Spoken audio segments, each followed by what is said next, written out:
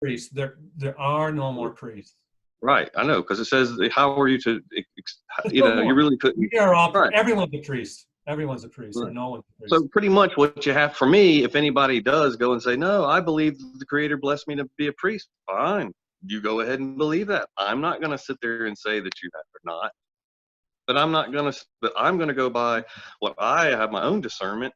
And if you try to tell me an authority, I'll say no, or I agree. But I'm not going to just say you shouldn't be a priest. You see what I'm getting at?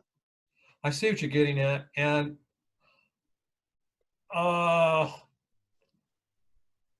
it's only because of what I know what Oahspe teaches. That's all I would say. I say Oahspe says there are no more priests. So I would just say to them, you know what?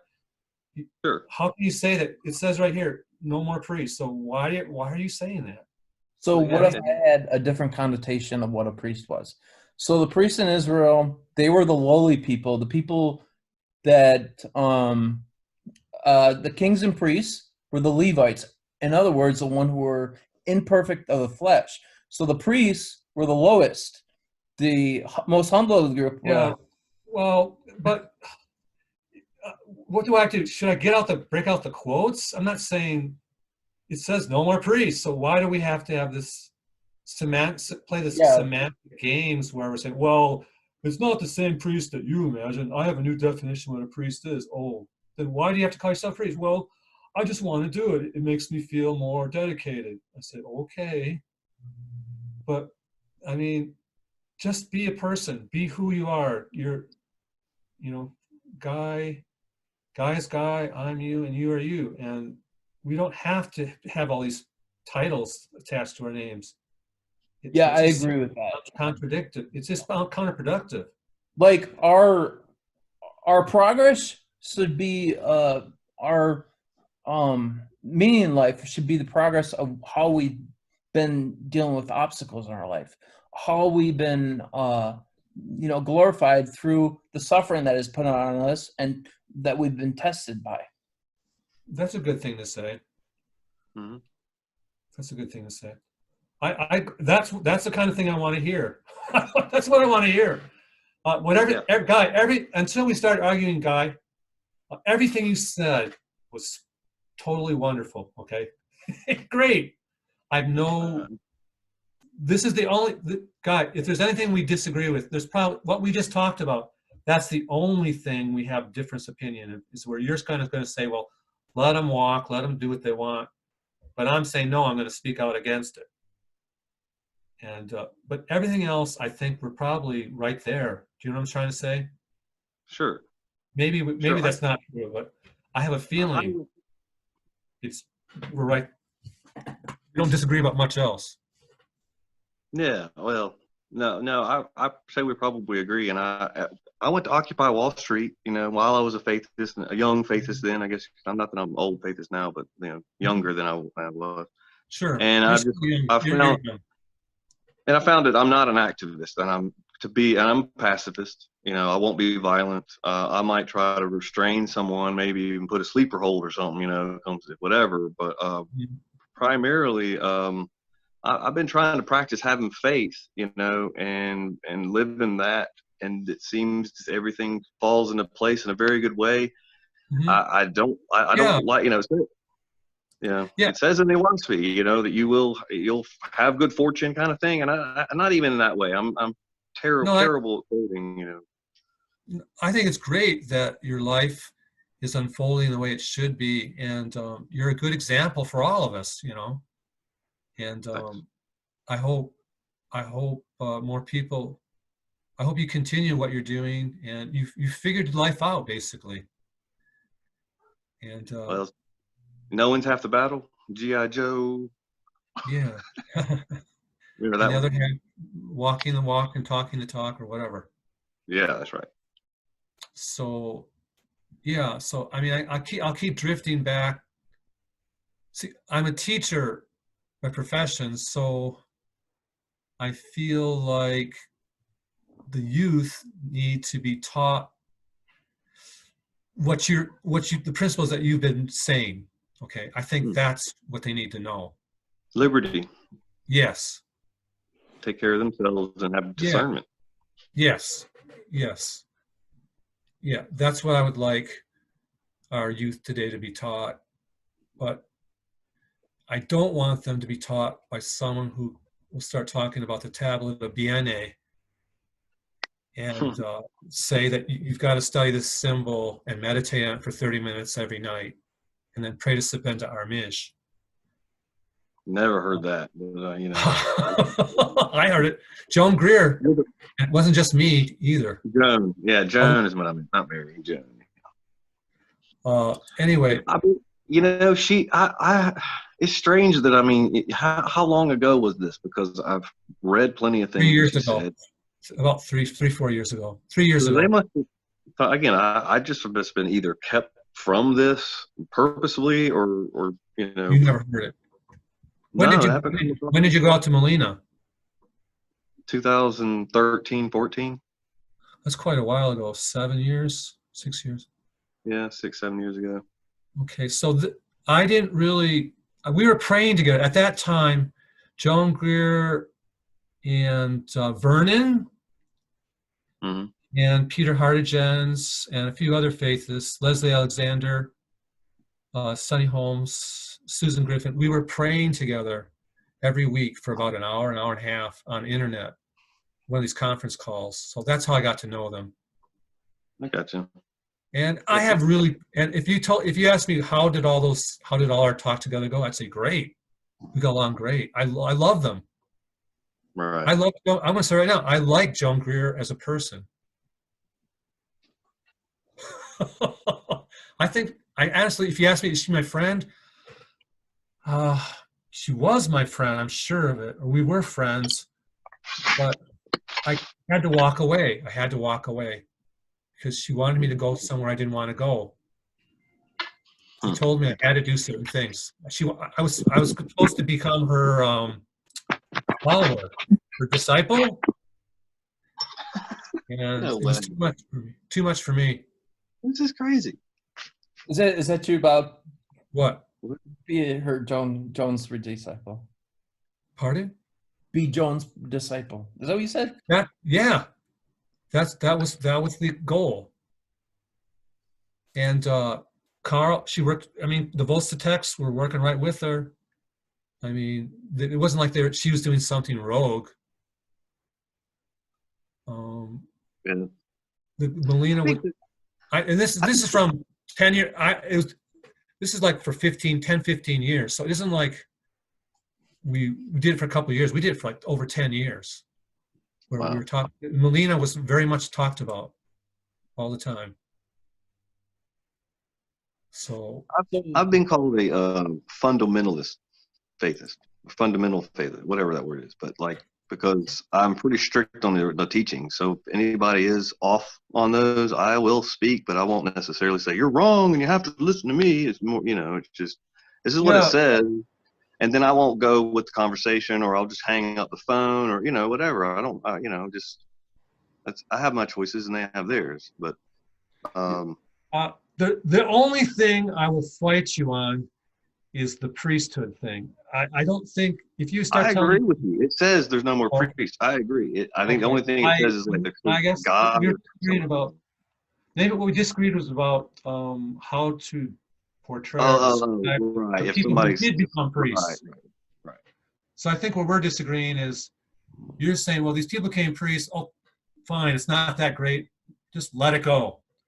And I'm saying no, because other people are going to get hurt if I do.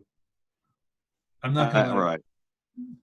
So yeah, again, that's kind of like, I think my neighbor is going to hurt my son, so therefore I hurt my neighbor to stop him. That's preemptive stuff going in there. Not hurt them, but at least you'll try to stop them. You'll stop your son from going over there. You'll try to figure a way to keep them away apart. No, still.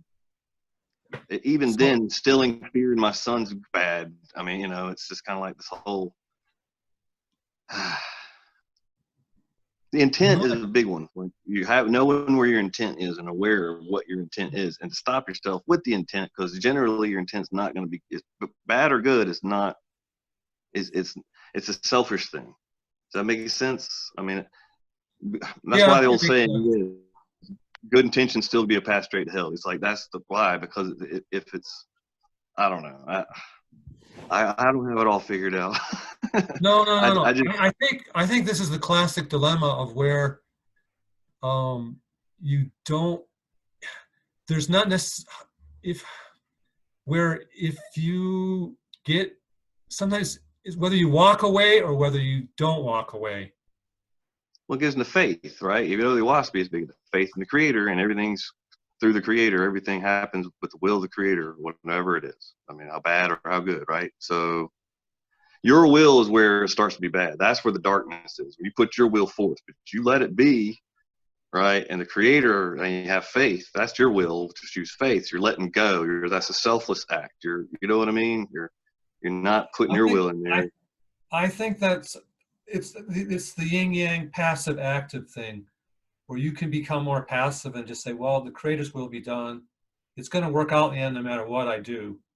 Like you said, the person may get really hurt that I didn't help. Inspiration. I'll be inspired to do something, but it never is anything violent or destructive. It's always creation. No, I if you've noticed, I'm not advocating violence. Sure, of course.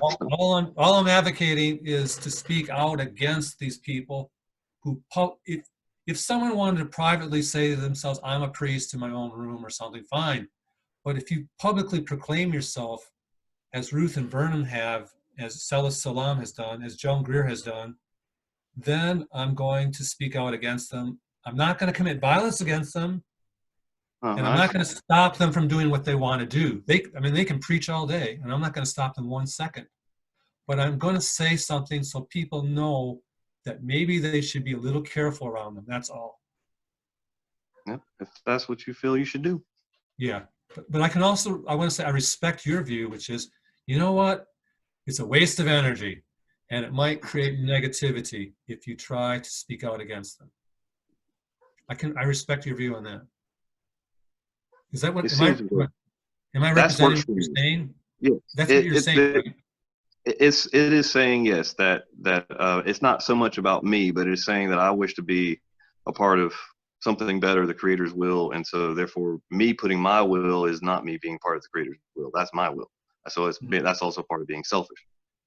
So therefore me being selfish and being the higher understanding I go by is I would not have my intent put forth. I stop myself from doing it. So it's like control over the self, mastery over the self. So therefore I'm having faith. So my choice is to have faith rather than not have faith.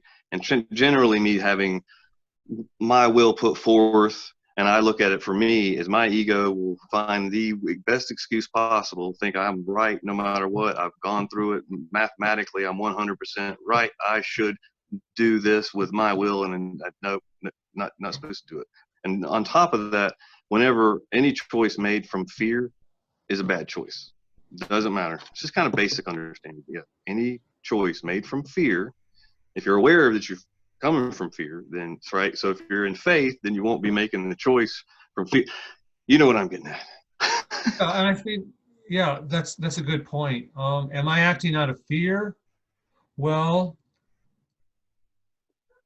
either that or concern for other people. Because I understand, and that's a good place, sure. It could be that I'm acting out of concern for other people because I've seen people get harmed very badly.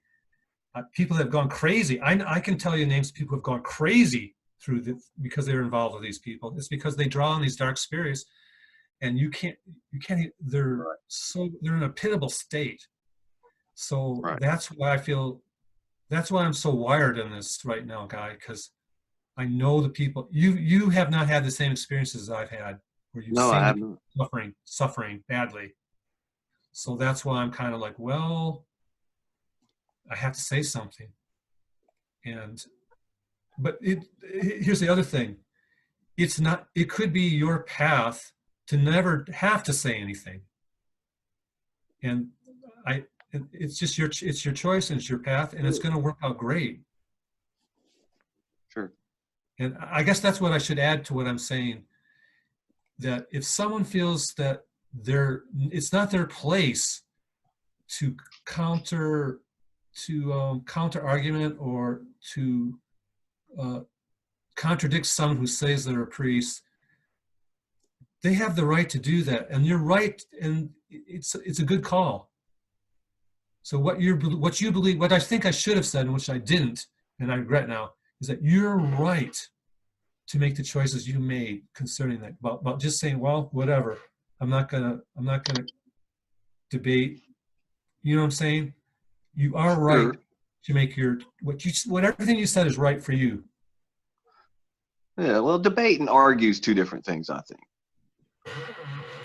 You know, It's argue fun. is getting into like, yeah, it is, but I think debate can be respectful, while arguing would be getting into like, you don't know what you're talking about, and you need to listen to me. So, Did I cross the line? Did you cross the line? no, you just said debate when it came to like challenging the authority of a priest. And I would say maybe if it's a decent priest or a decent person, regardless, they would be able to debate. And if they're not, then they would want to argue and want to be right and have authority. So with your own discernment, you could kind of feel any person out, regardless of who they want to call themselves.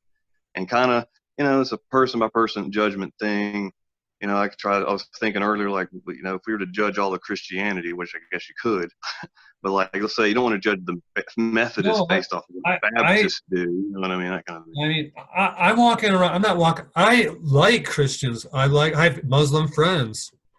And, sure. Good people. And sure.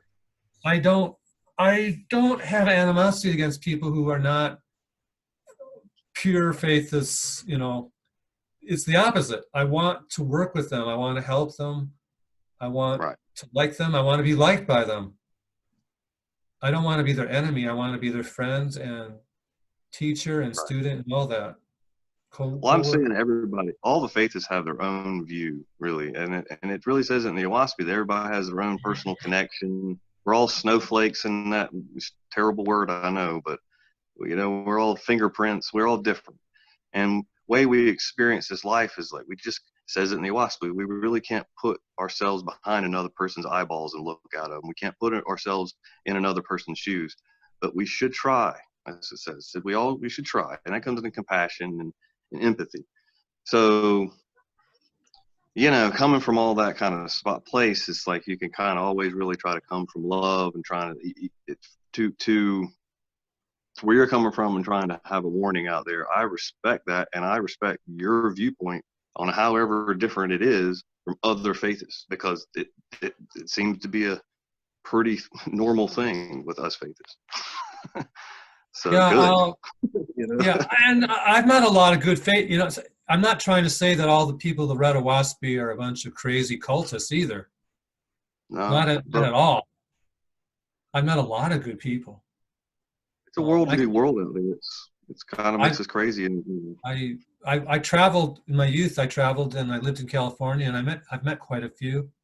Like I said, I've met the Eloists. I've met Belle Sundgren's group.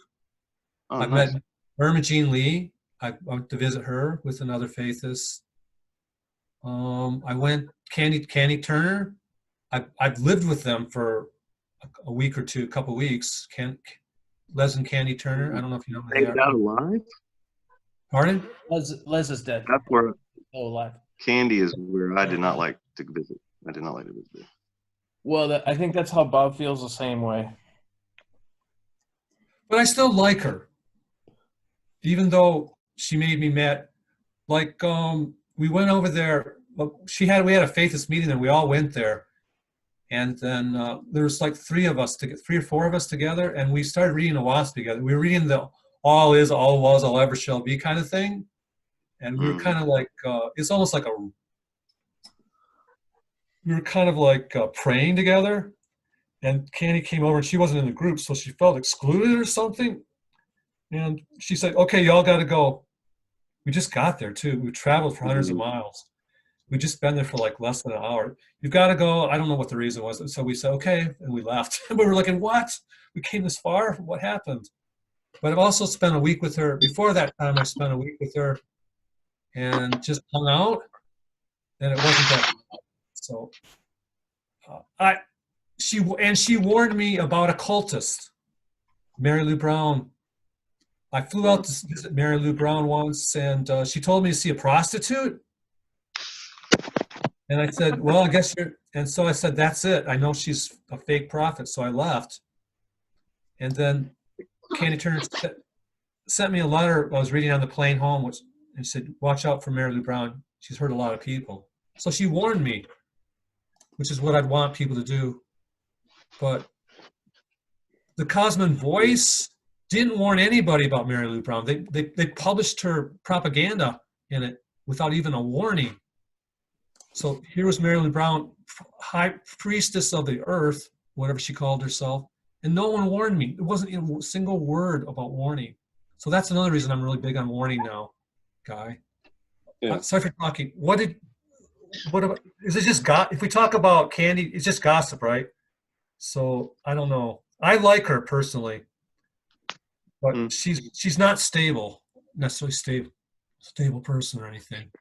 Yeah, that's how I feel. And her sons and her daughters, they kind of fade away from everything she's teaching. But I do like her. She's got a good personality. She's been through a lot of suffering. That I respect that. Yeah, I think she has love in her heart for people, and she, even if she makes some mistakes, she has some emotional stuff going on. But I still can say I like her for what that. There's no hate in me. She's not a priestess. So, but Right. Anyway, I don't know. We're kind of drifting around now. So, anything else you want to say, Guy? Is there anything else? You said a lot of good things. So, I'm good, I guess. yeah, I'm glad to have had a chance to meet and talk with you. It's a real honor to have met you. And Yeah, you too. I'd put you up one of the best Faithists I've met. So unless we got to know each other more, then we'd probably change our opinion. But Oh, yeah, that's true about me too, Guy. I respect you. Also, I think the Oahspe says in somewhere that by the tone of their voice, you can also tell the grade of a person. And I'm 23. What's that? I'm 23. My grade is 23. Oh, really? I've been trying to get past 33 for a while now, and I found out that's the highest of a beast person. Like if you're beast man, that's why 33 is the highest of the Masons. Oh, okay. And they get into understanding that, but that's what the Oahspe explains. It's that's the highest. If you're the beast man and you're coming from the self, that's the highest you can get is 33. And I don't know. I'm probably boasting. I've just heard it. It was yelled in my ear many years ago. I was trying to go to sleep, and it was just he's 33. It was just real fast in my ear. I'm what? Really? That's the only thing I could figure. Yeah, and I don't ever want to hear that again because it was so startling. It was so just in my head, It sounds like a bad spirit. Yeah, it was. I don't know how they can grade too if they're smart enough. Anti-Jehovians they're smart. But they're also the whole point of your numbers is it's not a good thing to want to know your number. True. And again, I'm sure it fluctuates day by day if you ask me. It's not it's getting past the point and really being able to get up to the next rung and Yeah. To desire progress is to, if anyone desires to promote themselves, it actually lowers yourself, doesn't it? Yeah. The challenges are going to come. Without resistance, there's no growth. I was really surprised of our last conversation, Bob. Were you talking about it doesn't Jesus' status didn't matter, ISU status didn't matter? That I would have never thought you would have said that. Said what? What did I say? You said Jesus says IESU. ISU. ISU. That it doesn't matter. I still don't agree with you on that. I guess what I was trying to say, it's not a goal. It should not be your goal. My goal. It can be my goal and not your goal. Well, it was Brahma's goal. That's exactly what Brahma's goal was. It's Guy's goal. It's Guy's goal, not Is Brahma's. it your goal, Guy? Guy, that's your goal. It's one of them. Sexless. Not sexless, but service to others. That's what it is. Sexless. That's a prophet before the Cosmon era, and there's no more prophets. So yeah, exactly. It's that's what I tried to tell him. So don't even think about it. Is what I'm trying to say, really. Yeah. Don't think about it. It's like it's in the past, and you're it's not a good goal anyway. Is it? No. I like the goal. It's a goal, Well, not a bad goal. No sex for you, Matthew. I am a virgin, by the way. Okay, well, you can still be you still aren't, but you're male. Yeah. You're trying to become neither male nor female. it says in the Oahspe that there's those who are inspired to be celibate and those who aren't. I mean, and those would be want to have a family and stuff like that. So who's the judge and who stands in between in that spectrum? You know, when you could choose to be celibate later in your life, you could be celibate and then not. You could be celibate your whole life. I mean, but that's all. I don't know. That's really gets into inspiration, personal connection to the Creator. Like what do you feel is best? So I've tried to understand myself. I don't look at it. Well, what I was going to say is that the Oahspe tries to teach is where we try to hear our own personal connection to the Creator as a voice of the Creator, and we can hear that voice, but it's through purity. And step 1 is not eating meat. 2 is cleaning yourself every day. And 3, also trying to have clean thoughts so you can have a clean spirit, a soul full of love and tenderness. And then also abnegating from self, like 4, 5, it goes on. And it's just one of the many things, you know, of trying to obtain that. And it's personal. It's not like you're going to hear a booming voice out of the sky. It's more in the wind, the water, or through the animals, or in music. It's flowers, all the above. You know, and I definitely have a personal connection with the Creator.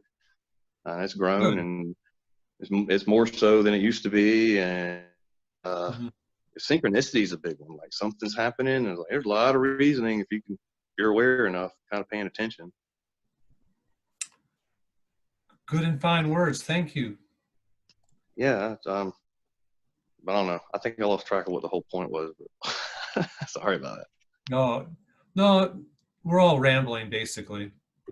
No, I don't mean to hurt your feelings or come down, be oppressive to you. If you want, Isu, becoming an Isu. Why do you want to become Isu, or what's the allure? So I'm looking at it right now. Okay, Brahma, he wanted to become and I'm not talking about a eunuch. I'm talking about a Jesus.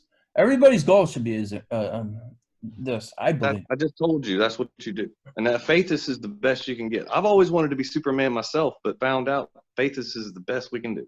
That's it. You want to save the world, be a Faithist, go be servitude, right? That's it. One I agree. This is what the Oahspe says. One who can hear the voice of the Great Spirit is an Esu. Doesn't just a regular Faithist hear the Great Spirit? I think, guy, you know what I'm talking about. Bob, I was talking about hearing. Still thinks I mean like a eunuch. I'm not talking about eunuch at all. Well, I hope this isn't being recorded. What you're talking about is prophet. To have attain the status of woman, but those are bad example. Yeah, maybe this is just for you, Matthew. I don't know what to say. If you really feel like that's what you want to do, then if that's what motivates you. Please recognize this. The unseen is potent, while the seen is impotent. So what's coming to you, an inspiration of this, is not you. So, you know, and then if what you understand is our highest understanding and whatnot. So, I mean, it's kind of like, you know, you might have a confliction there of you needing to make a choice rather than something outside of you making some kind of choice. But again, that's just a recognition of where things are coming from. So Brahma attained Esu status. He never became a eunuch. Esu status is becoming one with the Creator. Becoming one with the Creator in thought and action.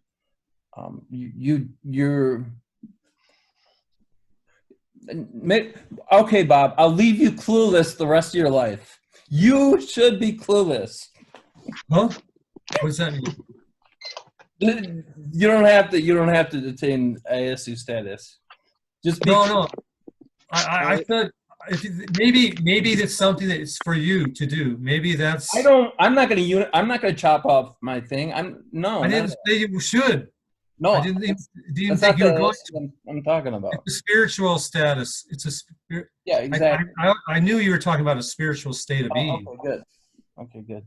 Well, how about it's about purity, and a lack of sex might be about purity. Yeah. And then you will attain that's what it is. or whatever that is.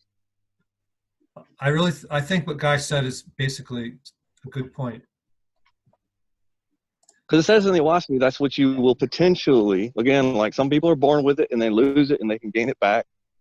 And some people get it later in their elderly years, right? And some people never gain it and they get it in atmosphere. So, that's a part of purity. It's like the first thing I was saying. Step 1, you wash yourself every day. Don't eat meat. Step 2, step 3, it says it all in there. And every prophet seems to say it all the way to Moses practically. These are the things you're supposed to do. And then it's been clarified in the Oahspe to obtain, to hear the voice of the Creator, to be one with the will of the Creator, and then commune with spirits. That's what you're trying to do. Commune with spirits. That's what they choose, whatever. They naturally hear the voice of the spirits. Right. That's like not seek guidance. Commune. And again, that's going to be done in a community, not by yourself. If you ask me, if you haven't done it already. Right. Ceremony and ritualistic stuff. Not in a bad way. I'm very careful with all that stuff too. I don't partake in anything. I haven't partaken in one ceremony or ritual since I've been a Faithist because I know better. It has to be right, and if it's not right, I'm not a part of it. And I'll feel if it's right too. That's it. I didn't expect to hear you say that, but I'm glad. I think that's a good view. I like that viewpoint anyway. Well, I know you're trying to warn me, and I want you to let you know where I am on all that. The Creator has led me pretty good. I've ridden sports bikes and outrun cops many, many, many times, way too many times, and just lived and just I've done some crazy things. It's just like, here I am, and like I'm supposed to be here, brought a son on this earth. Next thing, it's like, okay, you're like some sort of guy from California. I'd really want to see what you look like. Guy. I'll see what my bandwidth is. No, it's too dark. You wouldn't see me. I don't. It hurt. Yeah. I don't care what you look like, Guy.